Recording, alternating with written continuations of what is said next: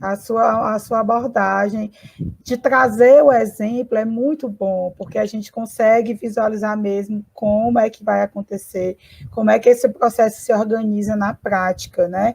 Então, é muito bom, muito interessante. Eu fico pensando, inclusive, nessa organização em níveis, né, de como a gente pode colaborar com os estudantes, como você muito bem colocou, que nem tem nenhum diagnóstico, mas que demoram um pouco mais esse processo, por exemplo, do letramento, né, da alfabetização. Então, essa oportunidade de estar dentro de seus níveis.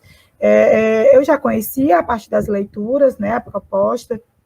Inclusive, gente, o livro dela a gente vai fazer uma indicação também, porque é maravilhoso esse livro que ela apresentou no começo dos slides, está aqui a capa dele, mas a gente vai colocar de novo depois, porque ela vai trazer essa também discussão de como é essa discussão teórica, mas ela também traz essa abordagem de como é que acontece na prática, e isso vai esclarecer muito para alguém que ainda tem alguma dúvida, né? E aí, Mariângela, eu vou trazer aqui alguns comentários e questões que foram aparecendo à medida que você foi falando. Eu vou colocar de trás para frente, tá? Gente, Itapemirim tá bombando aqui, viu? Não, gente, eu fico tão feliz que esse povo todo Tá. professores Itapemirim são show, gente. Eu tô tá falando. dando show, tá dando show. Tá vendo? Então, aqui a Leida, ela pergunta, né? Algumas perguntas não estão relacionadas diretamente à discussão do multiníveis da prática, né? Mas a Leida pergunta: o aluno que tem uma comorbidade quase não pode ir à escola. Esse aluno, ele pode ser atendido em casa ou não? Você quer que eu vá perguntando uma por uma ou eu faça assim um bloco? Poderia ser bloco, acho que 3, né? Pronto. A outra pergunta da Cláudia, a Cláudia Romão, também de Itapemirim. Na verdade, não é uma pergunta, mas ela comenta que o ensino em multiníveis é uma prática pedagógica diferenciada, que proporciona uma abordagem inclusiva do currículo, né? Então, você pode comentar. E aí, a Leida também é outra pergunta que ela traz, se o aluno que tem TI está no nível de alfabetização, mas está no 7º ano, tem que aprovar ou pode retê-lo, né?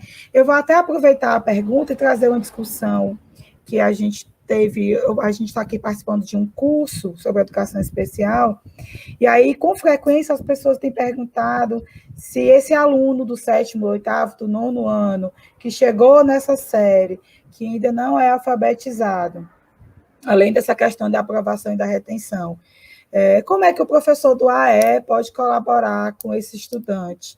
Né? Porque ainda tem uma dúvida de achar que o professor do AE, nessas situações, vai assumir o papel de professor alfabetizador.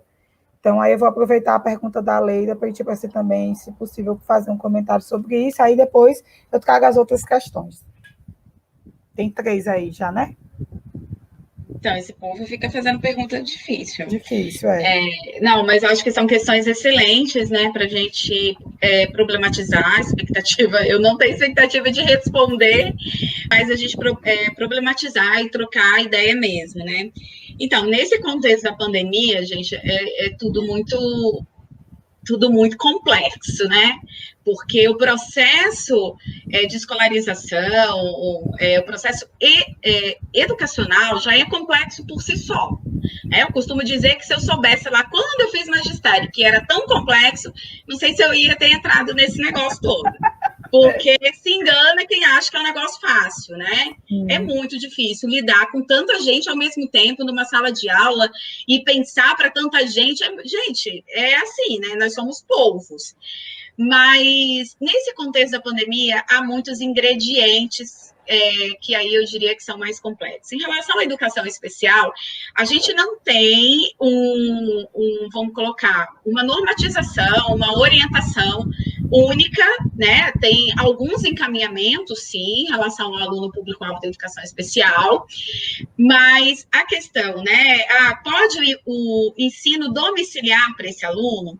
Então, nem sempre o aluno público-alvo da educação especial ele tem alguma comorbidade. Então, a Leida colocou muito bem, ela colocou os alunos de modo geral, eu entendo assim, qualquer aluno na graduação, na pós-graduação ou na própria educação básica pode apresentar comorbidade. né, lá dentro daquelas categorias de grupo de risco que a Organização Mundial da Saúde coloca.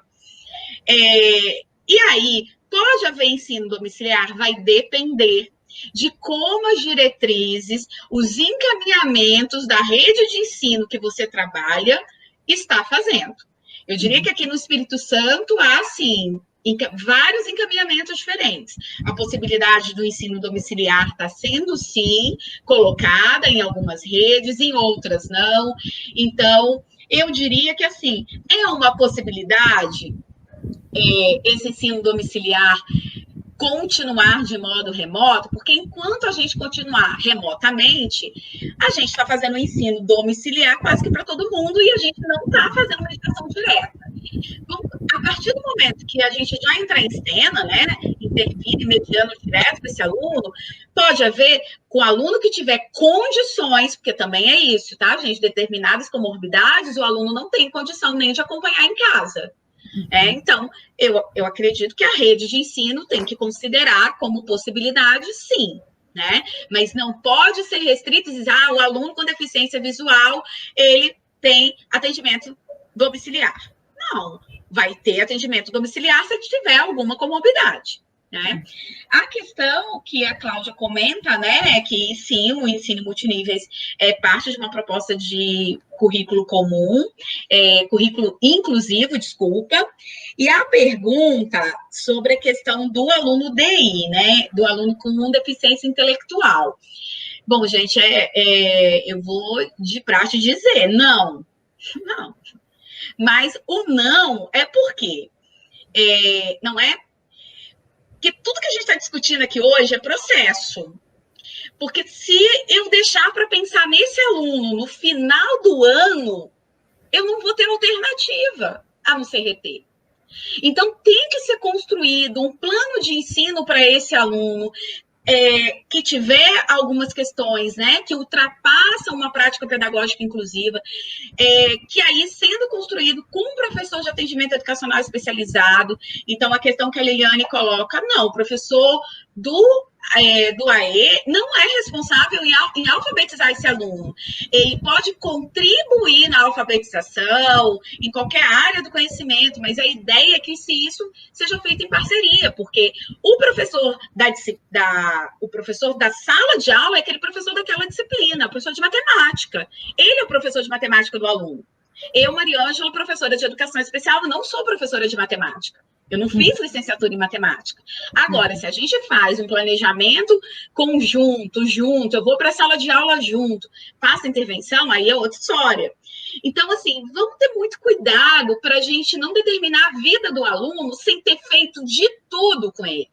Sem ter feito tudo que a gente podia. E aí, se a gente vai reter ou não vai reter, eu acho que é algo que os professores envolvidos, a família tem que ponderar, porque em alguns casos é interessante, talvez, mas muito cuidado para que aquele aluno não chegue com 15 anos e ele continue no 6º ano, por exemplo. Né? Então, a gente tem que ter muito cuidado.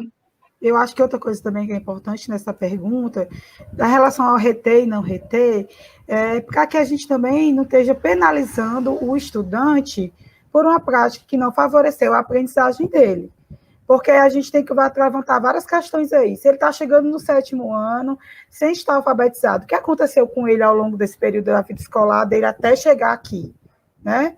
Porque a gente também tem que entender que ele chega no 7º ano sem ser alfabetizado, não quer dizer que ele não foi alfabetizado porque ele tem deficiência intelectual. É uma desconstrução que a gente tem que fazer enquanto professor, de achar que o aluno com deficiência intelectual ele é incapaz de aprender, ele é incapaz de ser alfabetizado por conta da deficiência. Né? Então, aí ainda existe muito, infelizmente, dentro dessa realidade escolar, essa crença da incapacidade, principalmente quando a gente fala de estudante com deficiência intelectual, de não aprender. E aí, muitas vezes, a gente não investe no processo de ensino e na aprendizagem dele, porque a gente acredita que ele não vai ser capaz mesmo de aprender.